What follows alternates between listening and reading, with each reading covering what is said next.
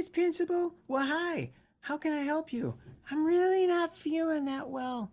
Really? You look okay to me. Well, mental health issues are invisible. Well, what are you struggling with? Well, I'm getting bullied, and sometimes I'm actually really hard on myself. And I say things like, I'm not smart enough, I'm not pretty enough, I'm not just whatever enough, and I feel down. Well, have you gone to the school psychologist? Yeah.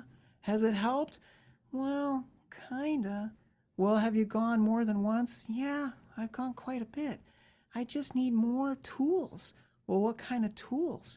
Well, someone that would come in and play a guitar and tell stories and make it fun would be amazing. Well, that would be amazing, but how would it help? Well, if he gives me tools like self-esteem and helps me turn self-doubt into self-confidence, yeah, that would be good. And if he can help me learn empathy so I could be kind to each other, well, that would probably reduce bullying. Yeah, that would make me feel safer. Yeah, probably improve attendance. Yeah, because I'd want to come to school then versus being afraid.